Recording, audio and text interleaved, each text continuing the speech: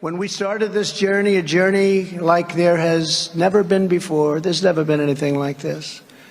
We had a Republican Party that was ruled by freaks, neocons, globalists, open border zealots, and fools.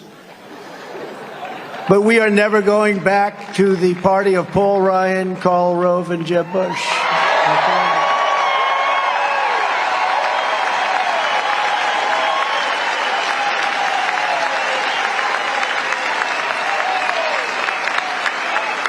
We will use all necessary state, local, federal, and military resources to carry out the largest domestic deportation operation in American history. Other countries are emptying out their prisons, insane asylums, and mental institutions, and sending all of their problems right into their dumping ground, the USA. Think of it. They're emptying out their prisons, and you've heard me say that, but they're also emptying out their mental institutions. And to use a strong couple of words, insane asylum. Insane asylum, that's where, anybody see Silence of the Lamb? That's where they come from, insane asylum. That's a stronger word than a mental institution. And they're putting them into our country. Thank you very much. I will ask every state and federal agency to identify every known or suspected gang member in America, and every one of them that is here illegally, and the towns know who they are. The towns and cities are the police. We love our police. The partisan and often corrupt intelligence agencies, the George Soros money machine that spends a lot of money on the prosecutors, by the way. The Antifa thugs who are allowed to roam the streets while we have people that in many cases are great patriots, great patriots, saying prayers every night, playing our national anthem every day, and they're sitting in a jail nearby, rotting away, and being treated so unfairly, like nobody's probably ever been treated in this country before, except maybe me. And Marjorie, you've been so fantastic on that issue. Where's Marjorie? You've been so fantastic on that issue. And Elise, and Matt. Before I even arrive at the Oval Office, I will have the disastrous war between Russia and Ukraine settled. It will be settled quickly. I will get the problem solved, and I will get it solved in rapid order, and it will take me no longer than one day. I know exactly what to say to each of them. I got along very well with them. I got along very well with Putin, even though I'm the one that ended his pipeline. Remember, they said, Trump is giving a lot to Russia. Really? Putin actually said to me, if you're my friend, I'd hate like hell to see you as my enemy. And you know it. Thank you very much. And if you put me back in the White House, their reign is over. Their reign will be over, and they know it. And America will be a free nation once again. We're not a free nation right now. We don't have free press. We don't have free anything. In 2016, I declared, I am your voice. Today, I add, I am your warrior. I am your justice. And for those who have been wronged and betrayed, I am your retribution. I am your retribution. Not going to let this happen. And I will implement a 4-year plan to phase out all Chinese imports of essential goods and gain total independence from China. We have to do it. We have to do it. I will hold China financially accountable for unleashing the China virus upon the world.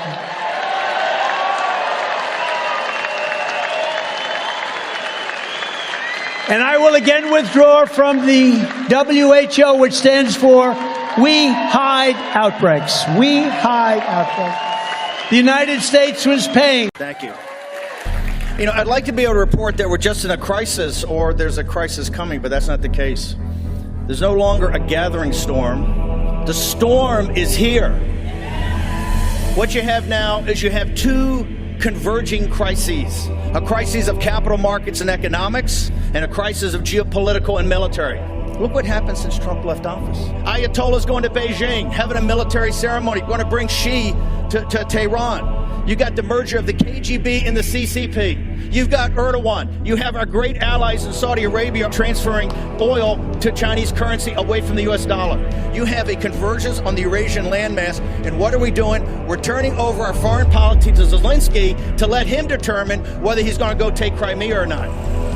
The convergence of these two crises is going to lead us into a third world war. A third world war that are not only going to wipe you out economically and financially in this country, more important, your sons and daughters are going to die on foreign battlefields. Are you prepared for that? Do you support that? Because if you don't stand up and fight it, it's going to happen. And they will have to fight, and they will be dying. Governor DeSantis, Mike Pompeo, Tim Scott, you have Nikki Haley. That's all fine. It's not relevant. We don't have time for on-the-job training for a man that gave us 4 years of peace and prosperity. Note to Fox senior management, when Donald J. Trump talks, it's newsworthy. We need unity. We need unity to look turn. We're not looking for unity. We're looking for victory. We're not looking for compromise. We're looking to save our country. Okay, Murdoch, here's the way it's going to be, brother. You've disrespected Donald J. Trump long enough. Donald J. Trump is not simply a leader of a political party. He is a leader of the most powerful political movement in American history. He's not up against DeSantis or Nikki Haley or Mike Pompeo. He's up against Ken Griffin and Mitch McConnell and Murdoch. If he wins the primary, they're going to work for the Democrats just like they worked for Hillary Clinton. I was there. I can tell you they were in Clinton's camp the entire way. All they are is about money. And the only people can stop them on the face of the earth are you, and you. MAGA, MAGA, MAGA. Remember, Murdoch, you've deemed Trump's not going to be president. Well, we deem that you're not going to have a network.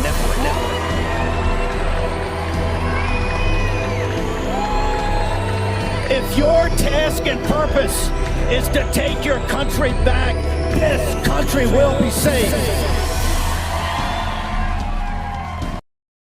Okay, welcome. It's Monday, 6 March, year of our Lord 2023. You saw there's so much going on over the weekend. That was President Trump. Really in, I think, one of the most policy-intensive speeches I've seen. Of course, Fox, we forced Fox to take it live by that second part, by calling him out from the stage on Monday.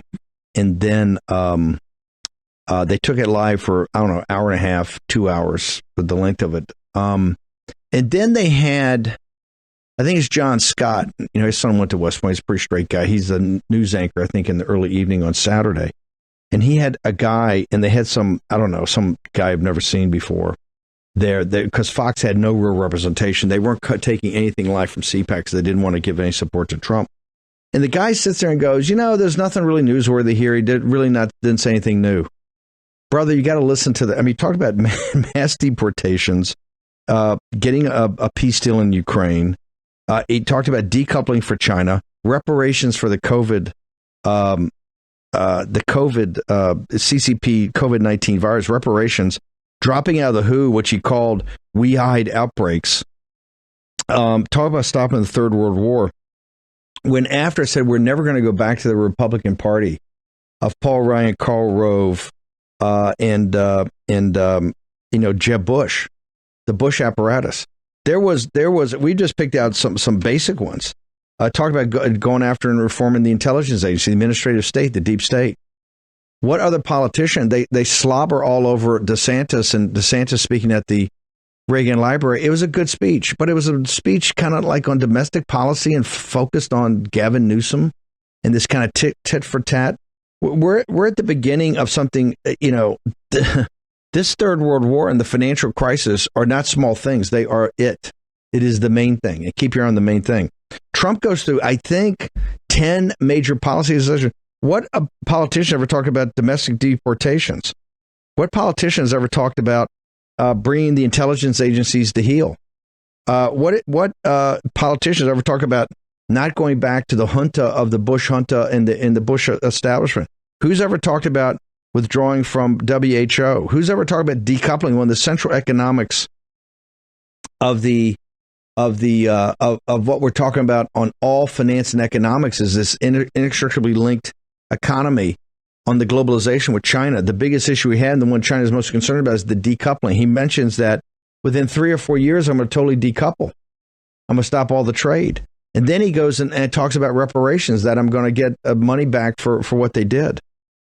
My point is that these are not small things. These are massive things. These are moving big muscle. And yet they continue to get dissed on Fox. Like dismissive. Yeah, really nothing here. Just more of the same with Trump. You got to know what you're talking about. And you don't know what you're talking about. You're sending C-listers there. Here's the thing. You just continue to show this guy no respect. He only gave you 4 years of peace and prosperity in a time that I don't remember any president giving us 4 years of peace and prosperity. Clinton was all over bombing in the Balkans, bombing Belgrade. He had us in war down there. Every one of these guys had us at a war. Or the economy, you had the internet crash.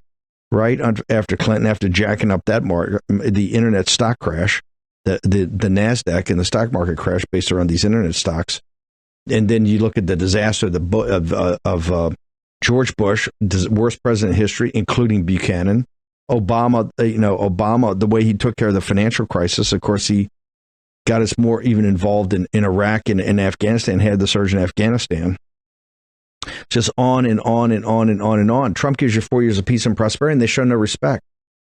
Not like they deconstructed what he had to say about Ukraine, because Fox is over there just waving the flag. Zelensky's fantastic. They're fanboying on Zelensky. Got all these guys over there. How terrific, how amazing is Zelensky? Let's send more money, more billions of dollars.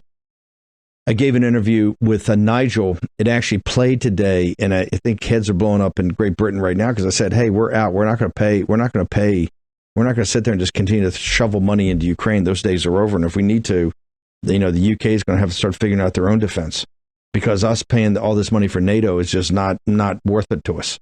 They're not an ally. They're a vassal state. They're not an ally. They're a protectorate. We're not looking for a protectorate. We're not a European country, if they haven't noticed, right? We got kicked out of every decent country in Europe. And so, we're not interested. And I think that's starting to sit on people. What I want to do, I'm going to play clips from my speech and Nigel's, but what I want to do now, I want to go back and individually just roll these so I can highlight this. I'll turn to my crack production team and just give them to me one at a time. And then when that finishes, I'll give some commentary. There you go. Play it. When we started this journey, a journey like there has never been before, there's never been anything like this. We had a Republican Party that was ruled by freaks, neocons, globalists, open border zealots, and fools. But we are never going back to the party of Paul Ryan, Karl Rove, and Jeb Bush.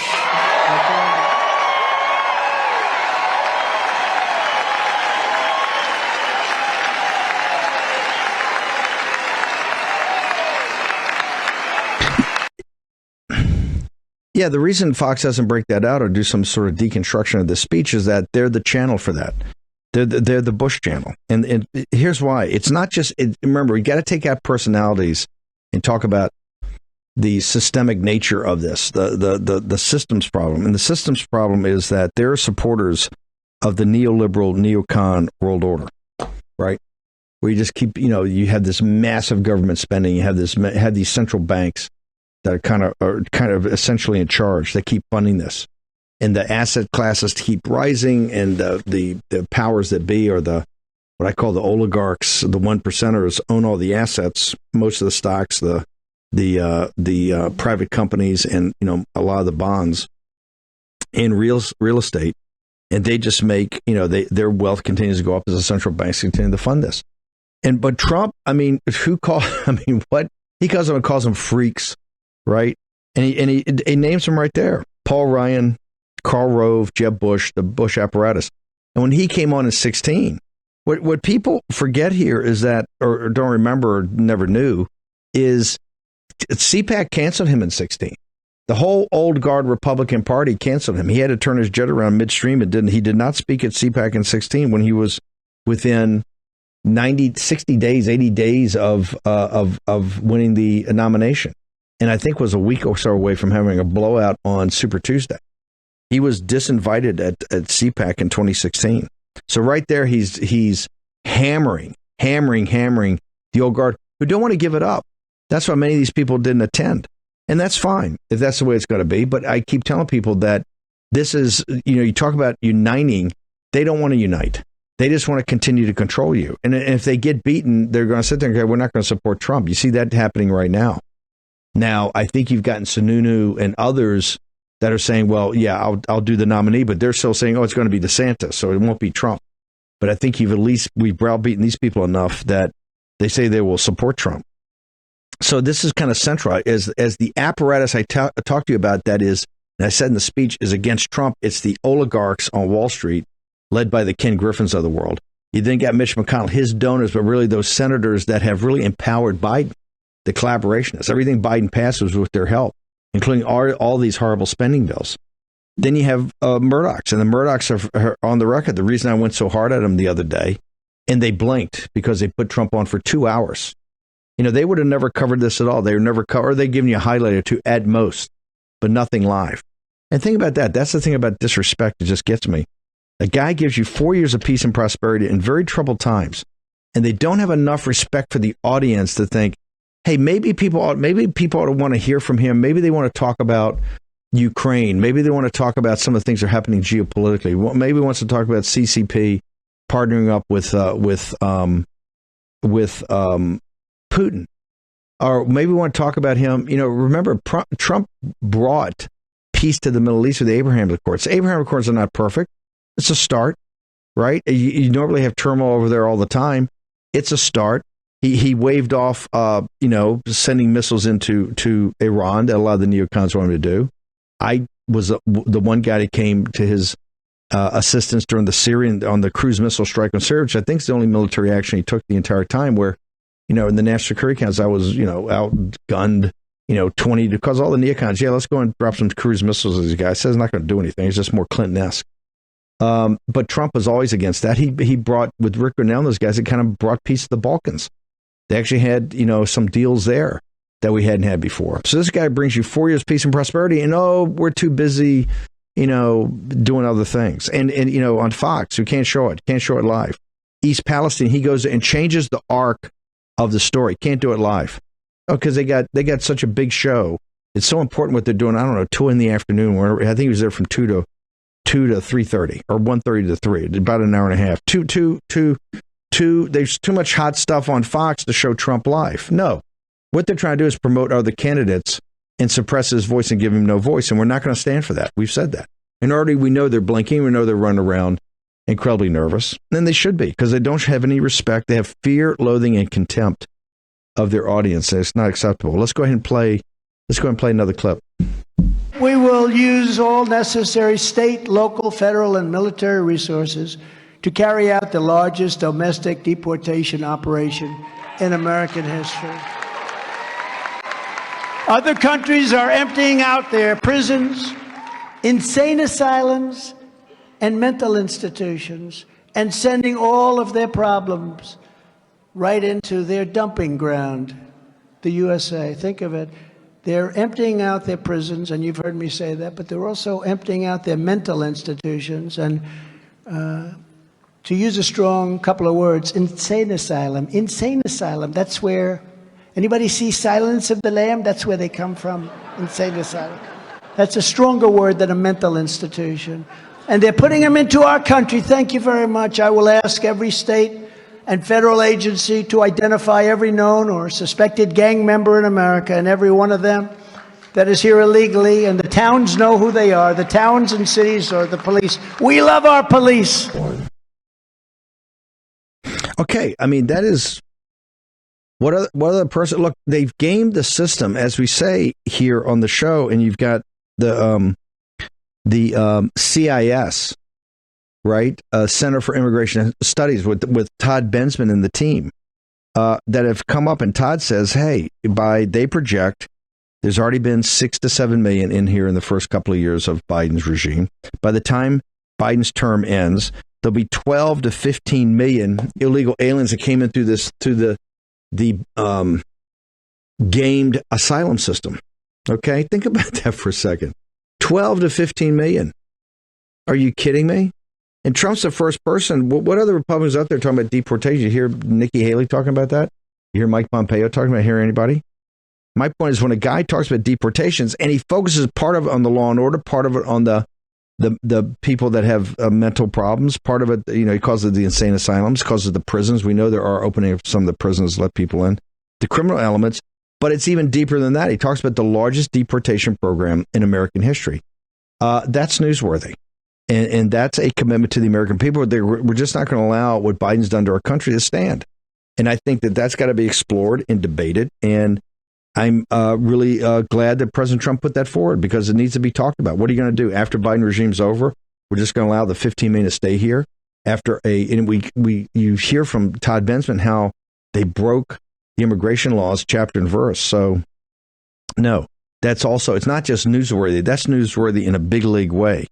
Although it was couched and a lot of it was tied towards law enforcement into people that are either, homeless or mentally ill. It speaks to bigger and broader issues, which is you're going to have 12 to 15 million people. We can't pay for Medicaid. We're going to have trillions of dollars of cuts out of Medicaid for U.S. citizens. How are you then going to pay for illegal aliens? You don't have the money. Just like how you're going to put the money in for Ukraine. Let's go ahead and play the third cut. The partisan and often corrupt intelligence agencies, the George Soros money machine that spends a lot of money on the prosecutors, by the way. The Antifa thugs who are allowed to roam the streets while we have people that in many cases are great patriots, great patriots, saying prayers every night, playing our national anthem every day, and they're sitting in a jail nearby, rotting away, and being treated so unfairly, like nobody's probably ever been treated in this country before, except maybe me.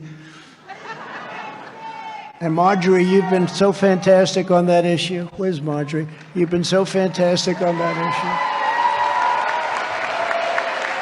issue. And Elise, and Matt.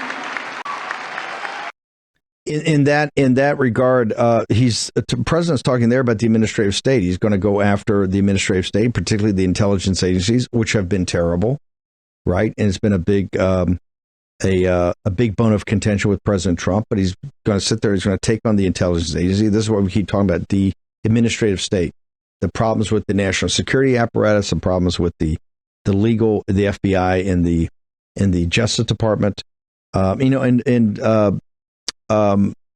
Mark Levin gets us, we're not going to defund the FBI. Yeah, we are going to defund the FBI. May not get it all accomplished at first, but we're going to start the defunding process of the FBI, no doubt. And that's that typical Fox attitude. Oh, no, you're just going to, we're not going to fund the FBI. We're going to cut the funding of the FBI, and I think hopefully defund it, break it up into something new.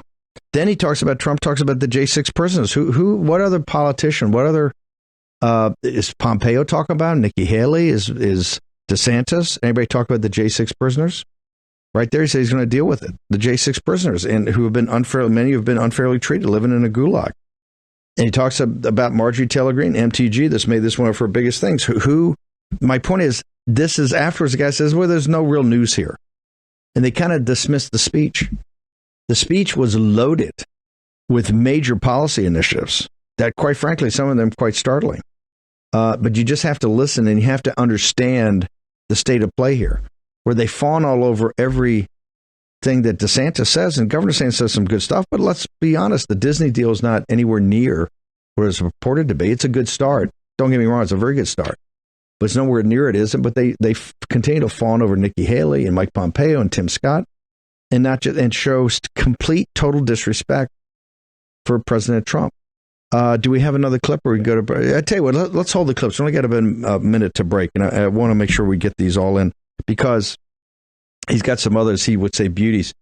I could go through the speech and pull out 20 of these. I think we pulled out the 5 or 6 that just kind of jump off the pages that are big, right? When he says we're on a journey and we're not going back. We're not going back to the old Republican Party. We're not going to go back to the Republican Party owned by the Bushes. When he talks about the biggest, largest deportation program in American history, coordinated with law enforcement, DHS, all of it. When he talks about we're going to go after the corrupt intelligence and corrupt and incompetent intelligence agencies, the administrative state and the deep state, that's huge. And then when you get to talk about the J6 prisoners, who else does that? Okay, Short commercial break. We got a couple other clips from the president we're going to play to this. Then I want to go through, I've got the speech I gave to look at that, and also Nigel Farage. I did an interview with GB News in England and really told them what I thought about the Ukraine situation. So we'll take a short commercial break. We're going to be back. This is the evening edition of we have the late afternoon and the early evening edition of the War Room, and we're here right now on after CPAC, and CPAC was quite frankly extraordinary. I want to thank everybody that showed up. We're going to have a lot of follow-up with that, all the people we met and people coming on here. Okay, short commercial break. We'll be back in a moment.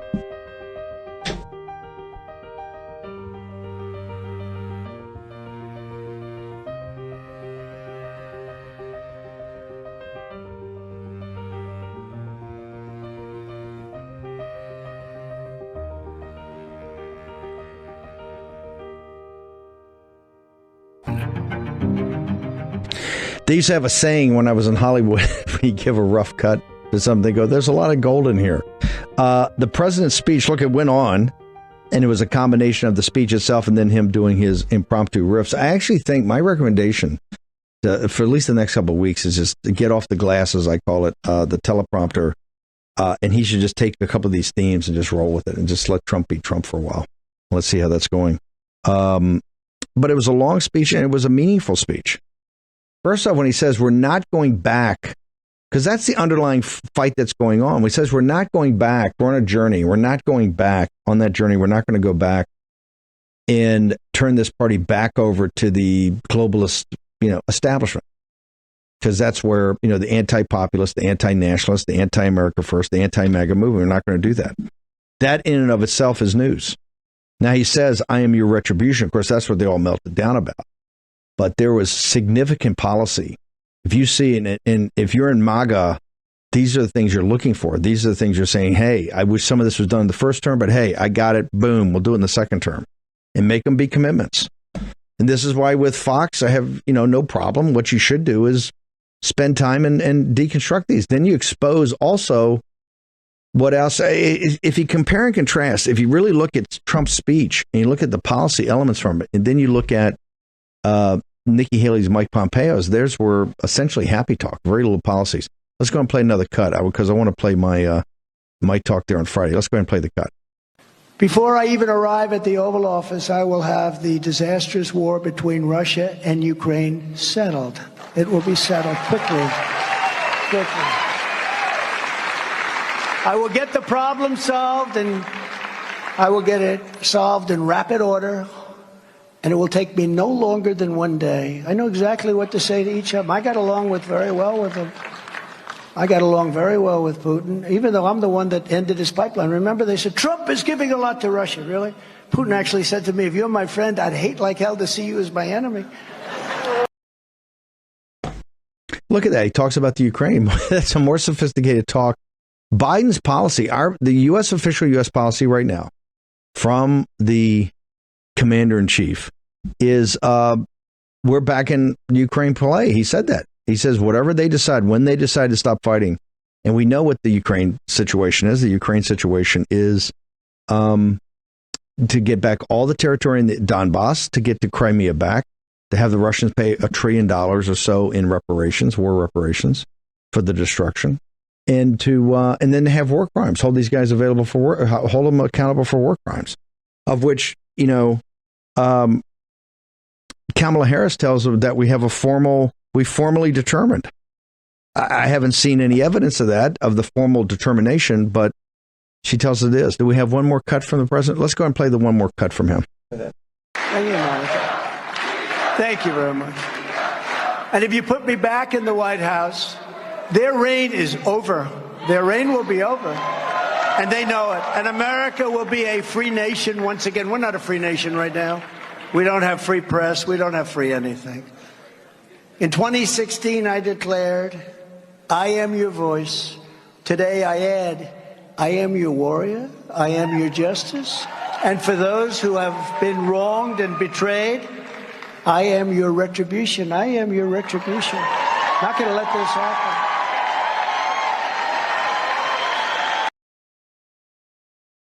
How many politicians, I am your retribution?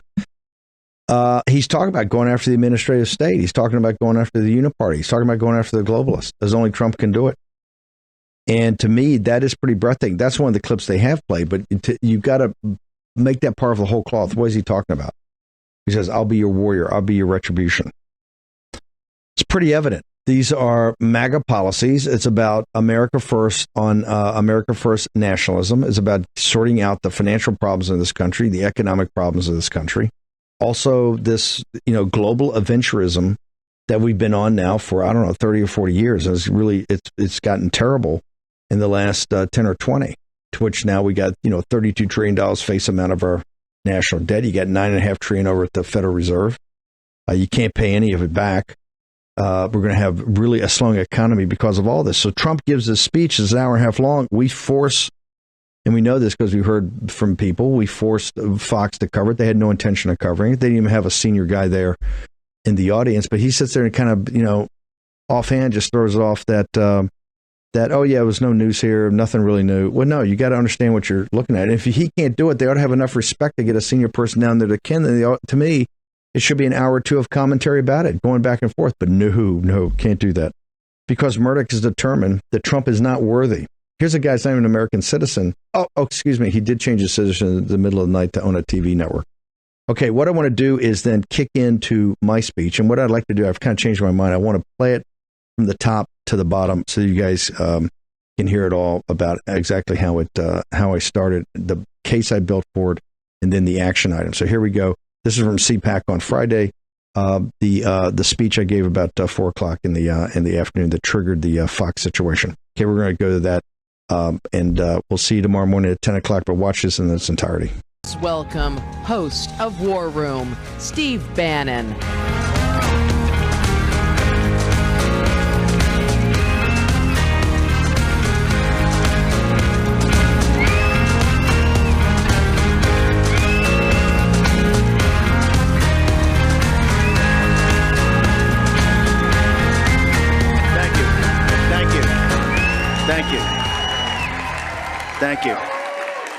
Thank you.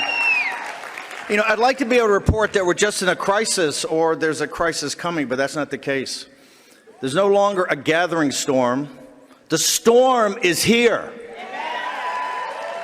The storm is here. This is the most dangerous time in world history since the late 1930s, early 1940s. And how did we get here? Our betters, our elites, led us here step by step by step. What you have now is you have two converging crises. A crisis of capital markets and economics, and a crisis of geopolitical and military. And they're converging very rapidly, and then they're going to conflate. And once they conflate, they're going to spin out of control. And it's anybody's bet. Now remember, we came off of, on 3 November of 2020, 4 years of peace and prosperity. The interest rate, the 10-year Treasury in the evening of 3 November, when Fox News illegitimately called it for the opposition and not Donald J. Trump, of which our nation has never recovered. The interest rate in the 10-year Treasury was 0.8%. 0.8%. Today, for the first time, and God knows when, the entire structure of our interest rates from 1-month Treasuries to 30-year Treasuries went over 4%. Do you understand that the system is set up of debt? It cannot take those type of interest rates. You will be absolutely crushed, and the people crushed the most are the millennials that now have $9 trillion of debt. They are going to be Russian serfs. They're not going to own anything with no possibility of owning anything. Professor Rubini just told us about the financial aspects of it. We're going to have recession, inflation, stagflation, depression, debt crisis. Dr. Doom, who called 2008, said it's only going to get worse because the world's got $300 trillion of debt. Now let's talk about the United States, right? What do we have? $32 trillion debt? That's nothing. The CBO reports you're going to have another $20 trillion of debt in 10 years. You're going to be paying $1 trillion a year in interest payments. It's not sustainable. Who got us here?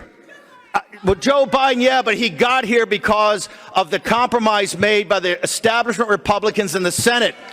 They took away the gavel from you. What are they doing right now? You need dramatic cuts.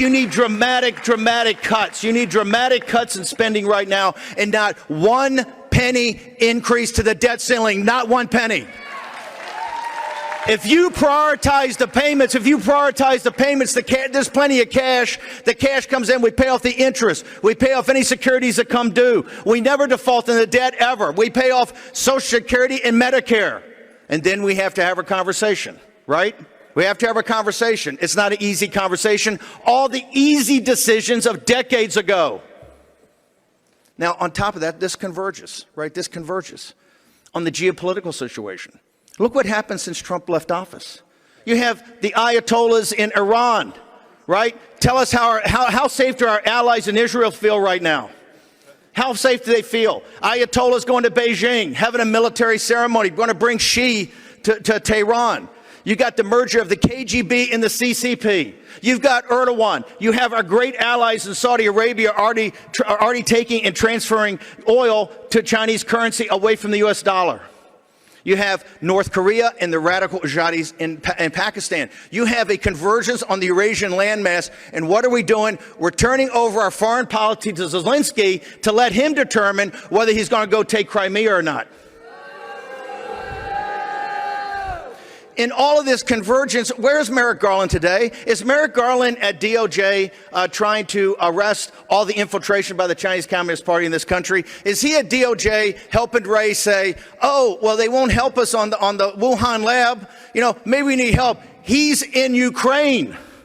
He's in Ukraine. Yellen goes to Ukraine. She doesn't go to East Palestine, Ohio. She goes to Ukraine. The convergence of these two crises is going to lead us into a third world war. A third world war that are not only going to wipe you out economically and financially in this country, more important, your sons and daughters are going to die on foreign battlefields. Are you prepared for that? Do you support that? No. I can't hear you. Do you support it or not? Because if you don't stand up and fight it, it's going to happen. You can't put all this just on Donald J. Trump.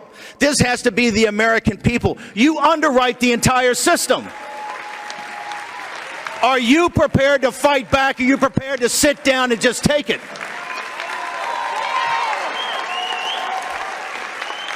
The elites say you're too stupid, you're too lazy, and you're too disconnected watching television and watching the bread and circus of modern culture to care. Is that true? No. Are you sure? Because you underwrite the whole system. The neoliberal neocon system globally is underwritten by you. Your taxes, your pension money, the insurance money, and most importantly, your sons and daughters. You're the one that can tell Congress, hey, not one increase to the debt ceiling, and we want to see massive cuts. We want to see massive cuts in spending, and we want to see it now, not next year. Don't give me some happy talk formula. Don't give me some set of mathematics. I want to see real cuts. Now, when you talk about real cuts, and Russ Votes put it out, the president, Biden is always running around talking about it, $2 trillion in cuts over the next 10 years, I think, in Medicaid. These are going to be tough cuts, okay? Get the woke and weaponization out. Don't think everyone's going to be a fight, a tough fight. But think about it for a second. We have to cut trillions of dollars out of our budget every year to accumulate to trillions of dollars over the next 10 years. Everyone's going to be ugly, right? We're giving $200 billion to Ukraine. We're paying their pensions. We're paying their health care. Do people under 35, do you have pensions that the government's paying for right now? You do not. Do you have full health care? You do not. We are underwriting, which Europe will not underwrite. I have no problem at all. If the Ukrainian people want to fight a Slavic war for the Russian-speaking eastern border of Ukraine, and if they want to go to Crimea and take it back, God bless them. And the Europeans are going to pay for it. We've paid enough in the wars in Europe. We're not a European power. We're a Pacific power.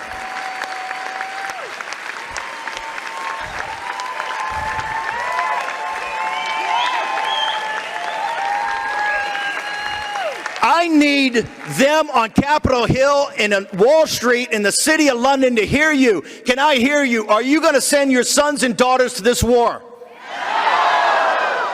And this is a room of veterans, and this is a room of patriots that have served their country.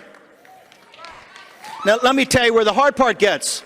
The hard part gets, we've had the oligarchs on the Republican Party, the big hedge fund guys making $16 billion a year, Ken Griffin and Mitch McConnell and Rupert Murdoch. They have deemed, they have told you that Donald J. Trump is not going to be the president of the United States. Don't fall for the primary stuff. You have real good and decent people. Governor DeSantis, Mike Pompeo, Tim Scott. You have Nikki Haley. That's all fine. It's not relevant. We don't have time for on-the-job training for a man that gave us 4 years of peace and prosperity.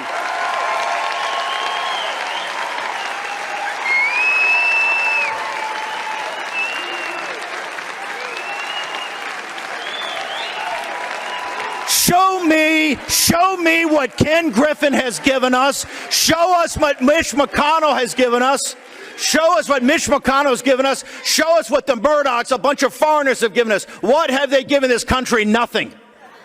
Donald J. Trump, let me repeat, in a very volatile time in American history, gave us 4 years of peace and prosperity. And you know why? You know why? He put you in the room to make decisions. Out of the room, out of the deal. And Trump not only put you in the room, he put you at the head of the table. And that's why they hate him. They don't hate him. They don't hate him because he's Trump. They hate him because he represents you. He gives you a voice, and he will not back down. Look at Fox News. Look at Fox News. The president announces his, this is historic. A guy gave you 4 years of peace and prosperity, announces he's going to run again after having it stolen in broad daylight, of which they participated in. They cover it live for 20 minutes, and then they say, if there's anything newsworthy, we'll cut back, and they go to some panel and some discussion. Note to Fox senior management, when Donald J. Trump talks, it's newsworthy.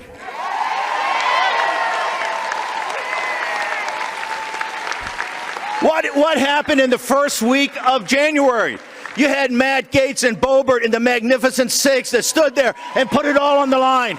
And what did Fox News do? They rolled out Karl Rove and the hacks from the Bush administration that got us in this mess to say, we need unity. We need unity.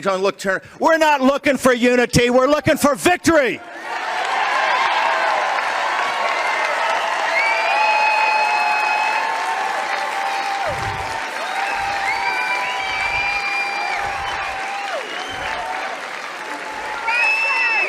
We're not looking for compromise. We're looking to save our country. We are not, what they mean by unity is you to give up and you to roll over. This is how you get $32 trillion in debt, going to $52 trillion in debt. This is how you get your kid to die on foreign battlefields in Iraq and Afghanistan and now in Ukraine. That's how you do it, and we're not going to have it anymore. Donald J. Trump is not simply a leader of a political party. He is not a politician. He is a leader of the most powerful political movement in American history.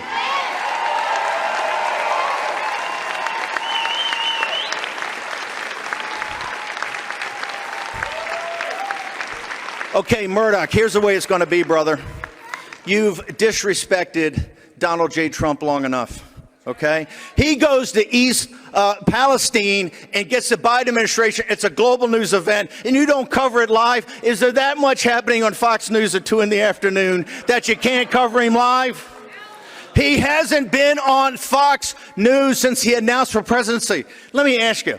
Any guy that brought peace to the world for 4 years until the Chinese let off a bioweapon, right? Wouldn't you think, to have respect for the audience, you would have him back up here to talk about the geopolitical? If you had respect for people, wouldn't you do that? They don't respect you. Read the depositions.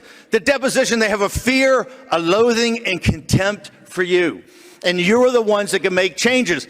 The shareholders, if you want your share price to stay up, You need to take action. The first thing you need to do is get rid of Paul Ryan as an independent director. If Paul Ryan's saying if Trump wins, he's not going to go, then you got to get rid of him. The Murdochs immediately have to start covering President Trump. No special deals. Just cover the man, asking the tough questions. But we need to hear the voice of Donald J. Trump.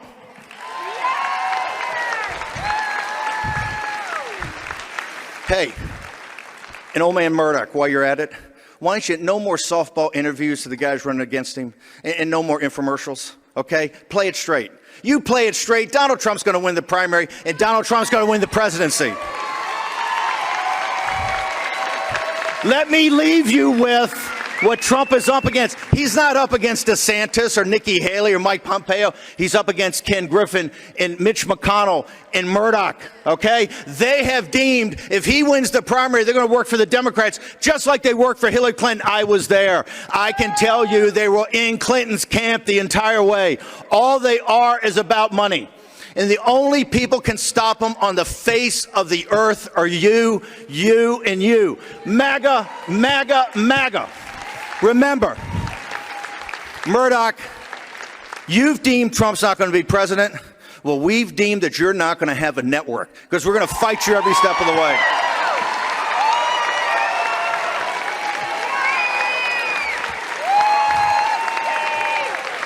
If your task and purpose is to take your country back, this country will be saved.